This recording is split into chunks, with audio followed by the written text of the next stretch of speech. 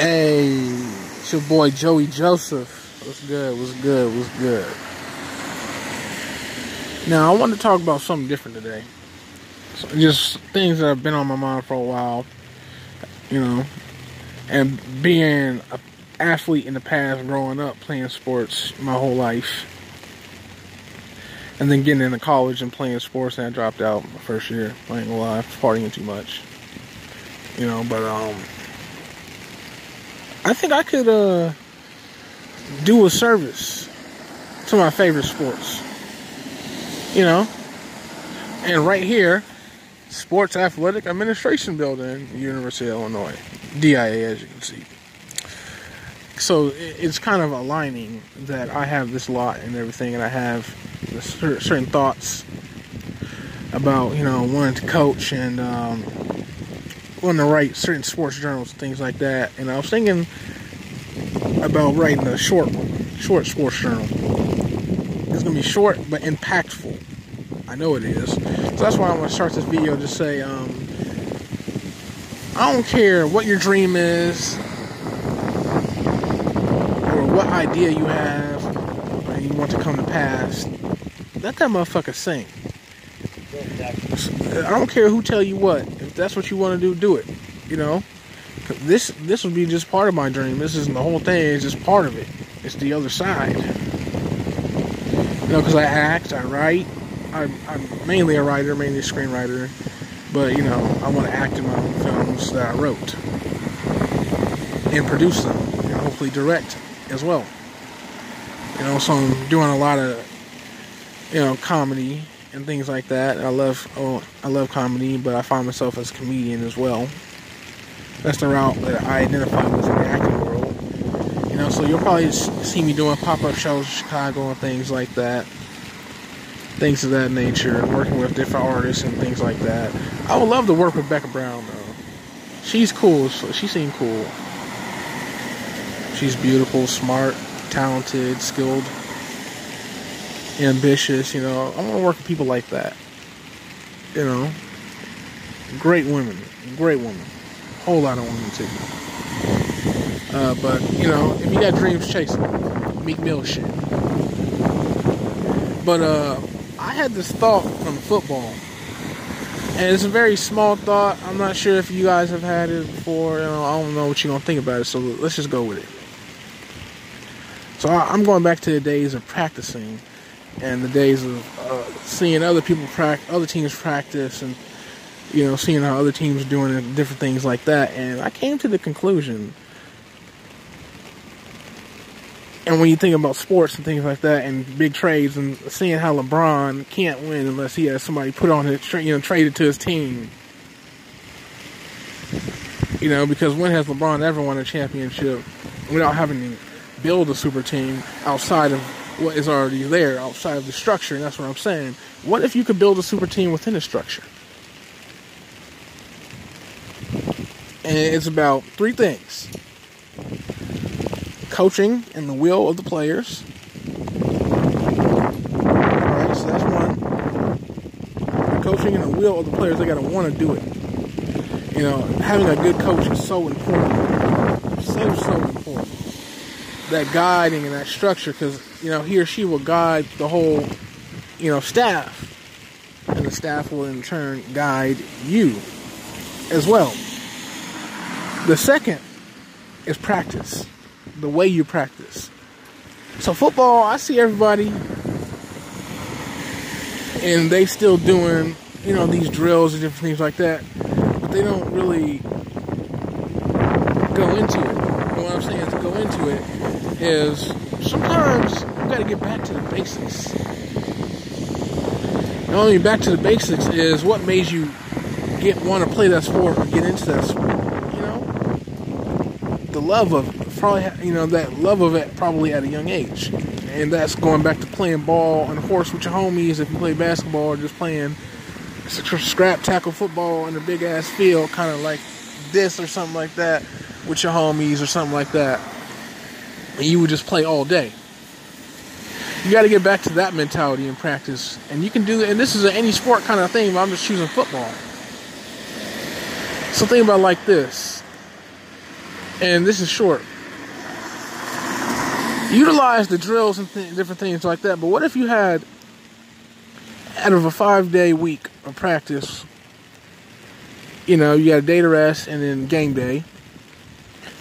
What if 2 of those days, instead of just being the days where you practice and do drills and all that, you use that whole day, or that whole practice day,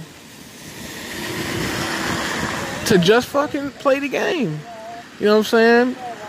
So you take the score, you take the scoreboard, turn that bitch on.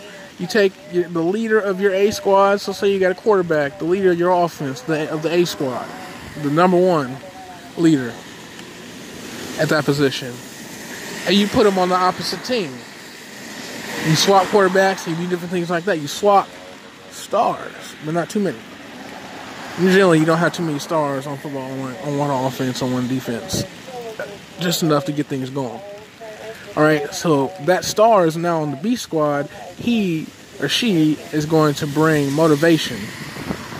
And you're going to see they're going to bring motivation to the other players that they're playing, you know, to the players that aren't seen or deemed as good. Now, this is how you home grow champions. Alright? And basically like this, because football and every other sport generally, most of the time, is a game of time. You take the fucking time off the board. You say, you know what I'm saying, you got offense and defense on both, on both A squad and B squad. So you get the A squad offense and defense and B squad offense and defense. So as a coach, you didn't follow this measure. You say, hey, we're not going to be timed today. There's no time. It's going to be the first to 100. First to 100. Now, it seemed kind of wacky or this or that or the other. But what that does is, it takes a long time to score 100 points in football. You know, it takes a while to score even half of that. Most teams don't even get that in 4 quarters. Half of that in 4 quarters, generally. You know, and they have enough possessions to do so, but they just aren't scoring. You know, it is. It is what it is. It's a game. You don't always, make every possession count. But you want to make most of them count. So then basically, what you're going to do is, as the coach, I'm looking for what I can find that, my team wasn't doing great last week. And I get to find so much more about my team because it's going to take so long for them to get there. The boys are going to be tired in a way that they've never been tired before in their life. You know what I'm saying? They're going to get in shape a little more and not have to, be doing all that running because you're just going to keep playing the game. And that's what it's about. Playing the game. At the core of everything, it's about getting back to the basics and just playing the fucking game. And your team finds out so much about themselves as individuals and as teammates. You see what I'm saying? The more you do this, the more you can take somebody who may be rated on Madden, like, say, an offensive guard rated like 60. He can become a 99, but you got to train. You got to practice hard. Practice hard like that. So utilizing that, that method and taking out the time, and it's the first to who scores this many points. Well, you're going to find things about your offense and defense that you didn't know. Good things and bad things. You're going to see what every team would have saw through the end of the season, week to week. You get to curate right there. And not just, do the whole practice, do the whole scrimmage, drills, call it a fucking day. I'm going to take this time to see what my team is and what they are worth. What their worth is. Where we struggle, where we lack, different things like that. And that will more than hold you over. That will, bring in unity within the team, in the locker room. And it does so many different things. It's what you get to find out about your team just by doing something that simple. Just by getting them to go back to the basics and just play fucking ball. Like, do you get it? That's the second thing. That's very important. But the most important thing is you add on to that how you train in the weight room. You just got to go hard, baby. You have your own goals, your own position. Just go hard. Don't give up. I don't care if you ain't going hard as everybody else, but go hard as you can.